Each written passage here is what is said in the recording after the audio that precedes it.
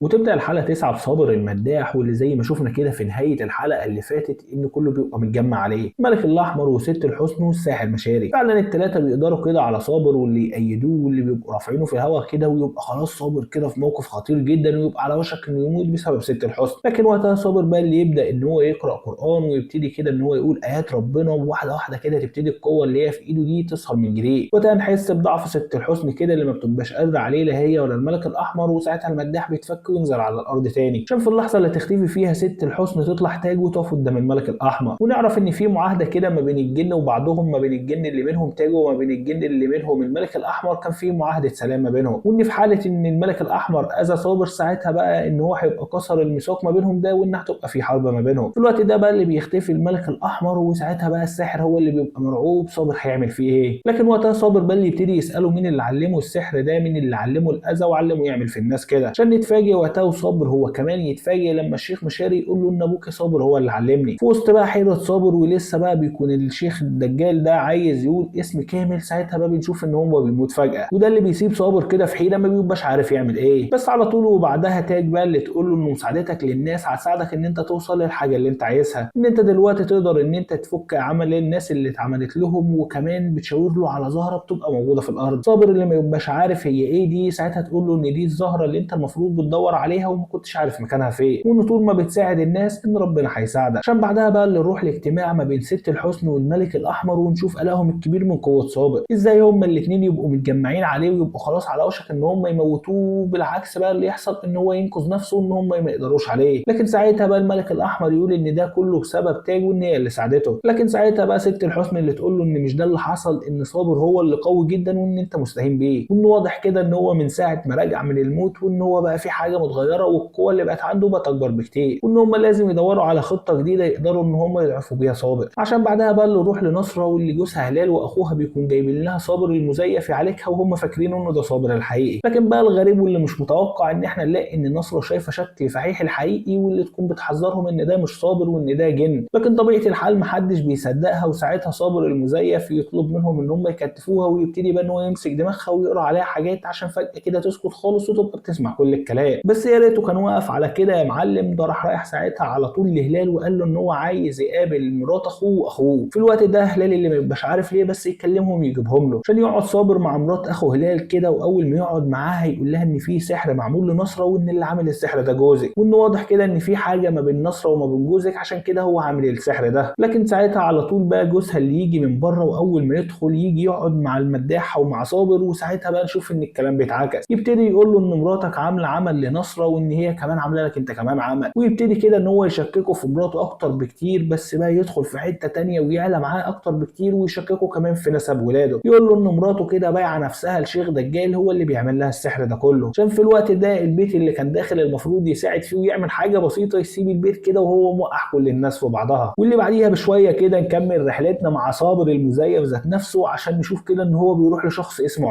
عماد اللي بيكون تعبان، وامه كمان بتكون تعبانه جنبه على السرير. وقتها صابر المزيف بيظهر له من العدم كده جوه اوضه النوم بتاعته، واللي ساعتها بقى يقول له ان هو ممكن ان هو يشفيه وكمان يديله فلوس كتير، وان الدنيا ترجع له وعياله كمان وذريته في المستقبل تبقى حياتهم حلوه جدا. ساعتها عماد اللي ما يبقاش فاهم ده كله، لكن صابر بيرجع يوعده كمان بالنفوذ وان الناس كلها هتبقى بتحترمه وان هو هيبقى في مكان عالي جدا، بس في مقابل ده كله مطلوب منه حاجه واحده بس، والحاجه دي اللي بتطلع هي روحه. عماد ساعتها اللي بيخاف شويتين ما يبقاش فاهم الدنيا ايه، لكن طمعه وحبه للفلوس وحبه للدنيا بيخلي ان هو يوافق على العرض بتاع صابر المزيف ده. في الوقت ده نشوف ان صابر بياخده ويختفي كده ويسهروا هما الاثنين كده في مكان غامض بتاع الشياطين، واللي نشوف بقى ان كل الشياطين مجتمعين هناك وكل واحده معاها الخادم بتاعها، ونعرف بقى ان دي مراسم قربان الوعاء اللي كانت بتتكلم عليها قبل كده ست الحسن. وقتها بقى تيجي واحده واللي باين عليها ان هي كانت الوعاء القديم او فيها حاجه غريبه يعني. المهم كده اول ما تدخل في وسط طلاسم معينه تبتدي ان هي تقتل نفسها ودمها ينزل على الارض، عشان في اللحظه دي بقى يظهر كائن غريب وحاجه غريبه كده وتدخل جوه جسم عماد، واللي واضح كده ان هي بتديله قوه كبيره وبتديله حاجه تانية مختلفه. بس من الحاجات اللي احنا شايفينها بيبقى واضح كده ان ده شكله الشيطان بيتجسد جوه عماد. عشان في الحته دي بقى تنتهي الحلقه بتاعتنا على كده. اتمنى ان الحلقه تكون عجبتكم، واتمنى اكتر انكم تكونوا عملتوا لايك للحلقه، واشوفكم بقى في حلقه جديده وملخص جديد.